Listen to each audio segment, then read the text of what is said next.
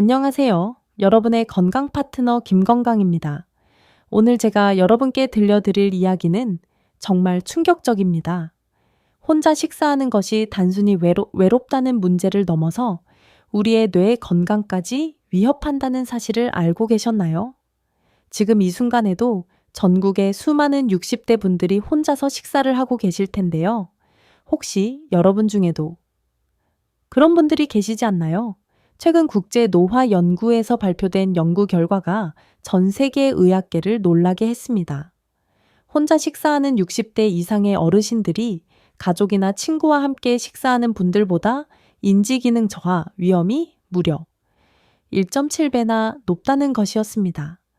더 놀라운 것은 이것이 단순히 사회적 고립 때문이 아니라는 점입니다. 그렇다면 진짜 원인은 무엇일까요? 저도 40대 중반이지만 가끔 혼자 식사할 때면 무의식적으로 빨리 먹게 되더라고요.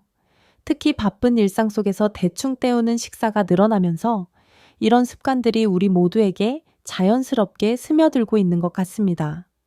오늘 이 시간을 통해 여러분과 함께 이 문제의 심각성을 알아보고 더 중요하게는 어떻게 하면 이를 예방하고 개선할 수 있는지 구체적인 방법들을 나누어 보겠습니다. 먼저 말씀드리고 싶은 것은 혼자 식사할 때와 누군가와 함께 식사할 때 가장 큰 차이점이 무엇인지입니다. 여러분, 혹시 생각해 보신 적 있으세요? 바로 씹는 방식이에요. 혼자 식사할 때는 대화가 없으니까 자연스럽게 음식을 빨리 삼키게 되잖아요. 제대로 씹지 않게 되고 부드러운 음식만 찾게 되죠. 그런데 이것이 우리 뇌 건강에 보내는 위험 신호였던 겁니다. 우리가 음식을 씹는다는 것이 단순히 음식을 잘게 부수는 행위가 아니라는 거 아시나요? 놀랍게도 이대 씹는 동작 하나하나가 우리 뇌에 강력한 자극을 전달한다는 사실을 말이에요. 턱 근육이 움직일 때마다 뇌로 가는 혈류량이 증가하고 뇌의 여러 영역이 동시에 활성화됩니다. 특히 기억을 담당하는 중요한 부위가 크게 자극받아요. 그런데 연구 결과를 보니까 혼자 식사하는 분들은 함께 식사하는 분들보다 씹는 횟수가 평균 30% 정도 적더라고요. 정말 놀라지 않으세요? 여기서 정말 무서운 악순환이 시작돼요. 씹는 횟수가 줄어들면 턱 근육이 약해지잖아요. 턱 근육이 약해지면 더 부드러운 음식만 찾게 되고요. 이런 게 반복되면서 저작 기능을 더욱 저하시키는 거예요. 실제로 저작 기능이 저하된 60대 분들의 뇌 영상을 분석해 봤더니 기억 중추 부위의 활동성이 현저히 감소되어 있었어요. 이건 정말 심각한 문제라는 생각이 들었습니다.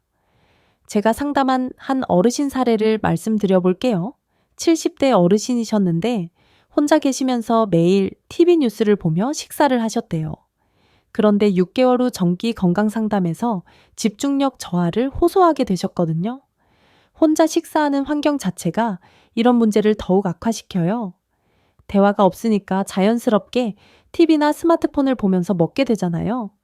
그러면 뇌는 영상에 집중하느라 씹는 행위는 소홀히 하게 되는 거죠. 그렇다면 저작 기능이 저하되기 시작할 때 나타나는 초기 증상들을 한번 체크해 보실까요?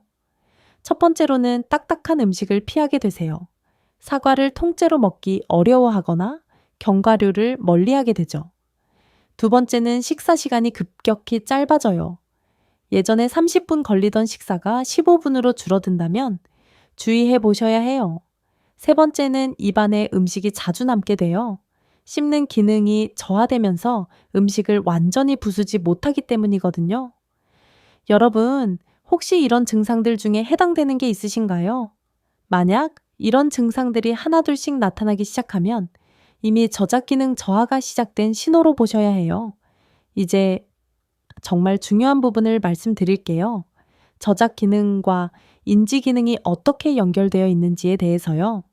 우리가 음식을 씹을 때 턱 근육의 움직임이 뇌관을 통해 대뇌로 전달되거든요. 이때 굵은 신경이 중요한 역할을 하는데 놀랍게도 이 신경이 뇌의 기억 중추와 직접 연결되어 있어요. 씹는 동작이 반복될 때마다 기억 중추로 가는 혈류량이 증가하고 뇌세포의 성장과 생존에 필수적인 물질이 분비돼요. 정말 신기하지 않나요? 해외 연구기관에서 60세 이상 1000명을 대상으로 10년간 추적 관찰한 결과가 있는데요. 이 결과를 보시면 정말 놀라실 거예요. 저작 기능이 우수한 그룹은 인지 기능, 저하 속도가 연 0.5% 정도였어요. 그런데 저작 기능이 저하된 그룹은 연 2.1%씩 인지 기능이 떨어졌다고 해요. 무려 4배 이상의 차이였어요. 정말 충격적이지 않나요? 더 놀라운 건 뇌파 검사 결과였어요. 저작 기능이 저하된 분들은 주의 집중력을 담당하는 활성파가 현저히 감소했고 대신 졸음을 나타내는 저활성파가 증가했다고 해요. 하지만 희망적인 소식도 있어요. 국외 의료기관에서 정말 흥미로운 실험을 했거든요. 인지기능 저하를 호소하는 분들을 두 그룹으로 나누어서 한 그룹은 일반적인 건강관리만 받게 하고 다른 그룹은 저작기능 강화 프로그램을 병행하게 했어요. 6개월 후 결과를 보니까 저작기능 강화 그룹에서 인지기능 개선이 뚜렷하게 나타났다고 해요. 특히 기억력과 집중력 부분에서 유의미한 향상을 보였다고 하더라고요. 잠깐 여기서 지금까지 말씀드린 내용을 한번 정리해 볼게요. 1단계 혼자 식사는 씹는 횟수 감소 2단계 저작 기능 저하는 턱 근육 약화 3단계 뇌혈류 감소는 기억 중추 활동성 저하 4단계 인지 기능 저하는 건망증 등 증상 증가. 여러분 놀랍지 않으세요? 단순히 씹는 것만으로도 이렇게 큰 차이가 날 수 있다니 말이에요. 그리고 또 하나 말씀드리고 싶은 게 씹는 행위가 우리 몸의 호르몬 분비에도 영향을 미친다는 거예요. 충분히 씹으면 행복 호르몬이 분비되어서 우울감이 줄어들어요. 또 스트레스 호르몬 수치도 낮아지고요. 반대로 저작 기능이 저하되면 이런 긍정적인 호르몬 분비가 줄어들고 만성 스트레스 상태가 지속되는 거죠. 이게 결국 뇌세포 손상을 가속화시키는 거예요. 그렇다면 이제 어떻게 해야 할지 구체적인 방법들을 말씀드릴게요. 첫 번째로는 혼식 환경부터 개선해 보시면 좋을 것 같아요. 식사 시간을 의도적으로 늘려보세요. 제가 추천하는 건 최소 20분 이상 식사하는 습관을 만드시는 거예요. 처음에는 어색하실 수도 있지만 알람을 맞춰두고 해보시면 도움이 될 거예요. 그리고 식사할 때는 TV나 스마트폰을 꺼두시고 음식에 집중해 보세요. 음식의 맛과 식감을 음미하면서 천천히 씹어보시는 거죠. 식사 전에는 간단한 턱 운동도 해보시면 좋아요. 입을 크게 벌렸다 닫기를 10번, 좌우로 턱을 움직이기를 10번씩 하시면 돼요. 정말 간단하죠? 제가 상담한 또 다른 어르신 사례를 들어보면 60대 후반 어르신이셨는데 이 방법들을 6개월간 실천하신 후에 집중력 검사에서 개선된 결과를 보셨다고 해요.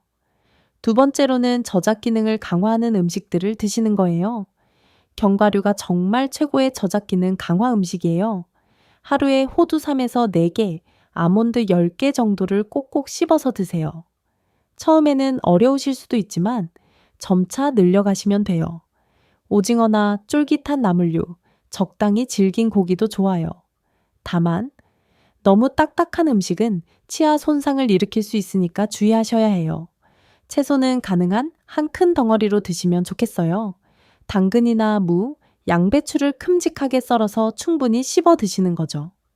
여러분, 이런 음식들 평소에 드시고 계신가요? 세 번째로는 가장 근본적인 해결책인데요. 사회적 식사를 늘리시는 거예요. 일주일에 1회라도 가족이나 친구분들과 함께 식사하는 시간을 만들어 보세요. 함께 식사하면 자연스럽게 대화가 늘어나고 씹는 시간도 길어져요. 지역 복지관이나 경로당에서 하는 식사 프로그램을 활용하시는 것도 정말 좋은 방법이에요. 요즘 많은 곳에서 공동 식사 프로그램을 운영하고 있거든요. 혼자 계시는 분들은 화상통화를 활용해 보시는 건 어떨까요? 가족이나 친구분들과 화상통화를 하면서 식사하시는 것만으로도 효과가 있어요. 여러분, 오늘 정말 충격적인 이야기를 많이 들으셨을 거예요. 하지만 저는 여러분께 말씀드리고 싶어요. 절망하지 마세요. 저작 기능은 언제든지 개선할 수 있어요. 70대, 80대에 시작하셔도 전혀 늦지 않습니다. 우리 뇌는 생각보다 훨씬 더 유연하고 회복력이 뛰어나거든요. 제가 오늘부터 실천하실 수 있는 간단한 체크리스트를 드릴게요. 식사 시간 20분 이상 유지하기. 이거부터 오늘 저녁부터 해보세요. 주 3회 이상 견과류 섭취하기. 호두나 아몬드 몇 개씩만이라도 꼭꼭 씹어서 드세요. 주 한 회 이상 사회적 식사 갖기. 가족이든 친구든 누군가와 함께 드시는 시간을 만들어 보세요. 식사 중에는 TV와 스마트폰 끄기, 음식에만 집중해 보시는 거예요. 식사 전 턱 운동 실시하기. 간단한 운동만으로도 충분해요. 여러분, 혼자 식사하는 것 자체가 나쁜 건 아니에요. 중요한 건 혼자 식사할 때도 올바른 습관을 유지하시는 거예요. 작은 변화가 큰 건강을 만들어 간다는 거 잊지 마세요. 오늘 하나씩, 내일 하나씩 여러분의 소중한 뇌 건강을 지켜나가시기 바랍니다. 그리고 혹시 궁금한 점이 있으시면 언제든지 댓글로 남겨주세요.